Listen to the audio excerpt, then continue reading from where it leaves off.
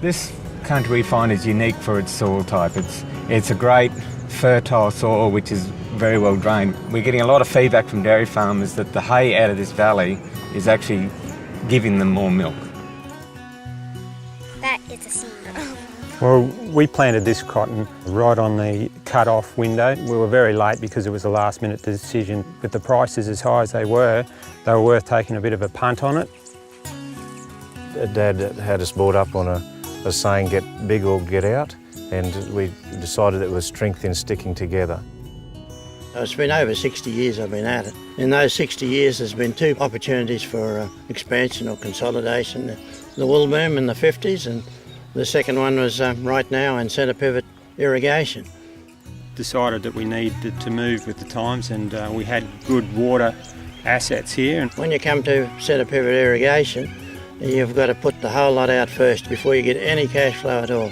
So that's when you need a good bank, a bank that understands. Well, basically they classify me as a local. Grew up out here. Greg, our relationship banker, on the first day that he floated with us the idea of swapping to Bankwest, he made it clear to us that their core value was going with the partnership. People are always more relaxed if you come to visit them where they are. If you've been on the farm, you've driven around, you can say, oh yeah, that's viable. What they're saying is actual fact, it can happen. We like to pride ourselves to be fairly aggressive in what we do, and try to take on maybe a little bit more than what we should at times, but we know we've got the confidence of the bank behind us to do that. We see them as one of the only truly relationship banks. They then have a genuine interest in making sure that your business thrives. They understand that we're not going to make decisions that are really to our detriment. With a good banker and client relationship, they've got to be able to trust you that you'll deliver what you'll say they do. And it works both ways. If we ask them the same thing, we expect them to be able to deliver. We are getting that relationship banking. We're not run by a computer out of Sydney or Melbourne. They like to be able to ring you up, have a talk to you and say, do you think it's a deal or it's not a deal? That's what they want. He's quite passionate about our business as well. He's always very excited about when we come up with a new idea. I've known them all my life, seen them come through all the hard times.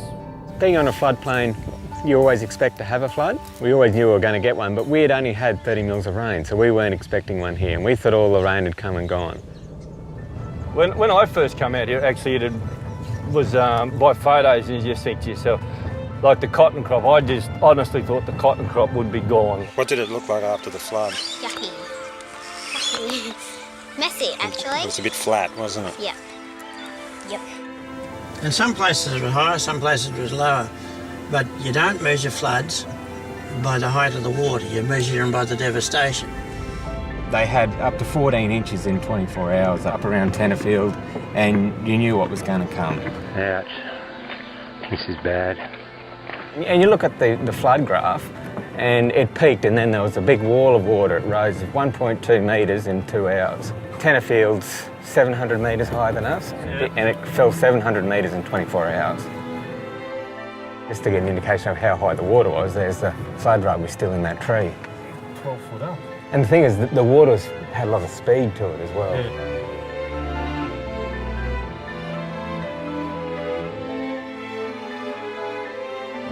So it's every 20 to 30 years that we would have a good flood. It's either the river stays within its banks or it's a big one. And 1956 did the most damage, then 1976 now this one. Greg here's about 8 and Dougal would be about 6. I got a tin of paint and a toothbrush and I went down and I marked all the flood heights just so that they'd remember it about the floods, how devastating they could be.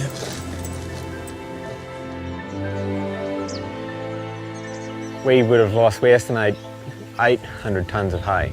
We've probably got 15 kilometres of fences that were all just taken out. 2 centre pivots fell down.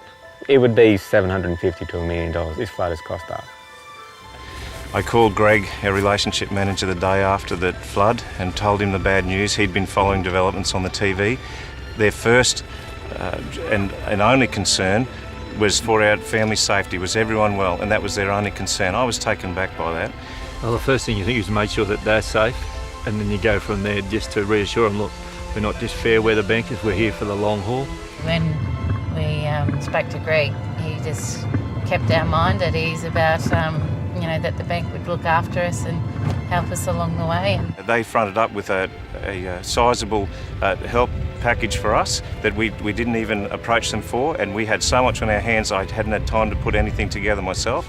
Without minimum paperwork, we increased the limits just to cover everything that they had to come, and then we worked from there.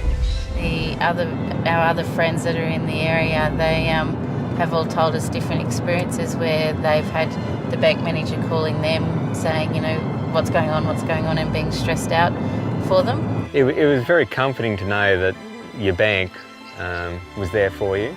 Because of them and the friends that came and helped us as well, we were able to start making hay within 2 weeks of the flood. The money that you've lost, you can never replace it, but it's good to see you drive around and you can see how it's all of a sudden, it's nearly back to where it was 6-7 months ago.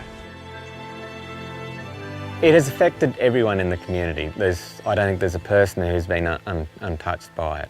Yeah, the morale has been down since the flood with everyone. I think everyone is just looking forward to getting all their summer crops off so they can start from a clean slate, so they don't have to keep on looking at the damage that had occurred and start looking towards the future.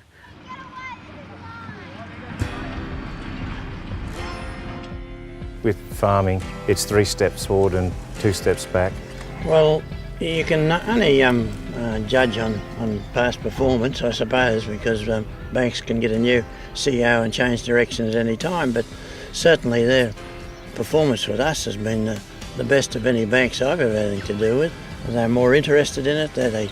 Other banks would tell you that their manager's going to look after you, but that's the only time you ever see him. But this fella comes out and has a look around all the time, and it's a great relationship.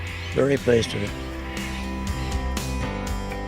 Our cash flow, it doesn't all come in one lump sum, it comes in throughout the year. And when we have a bit of spare cash, we like to try and invest. And what we found is Bankwest doesn't have this policy where you must pay back some before they'll lend you more.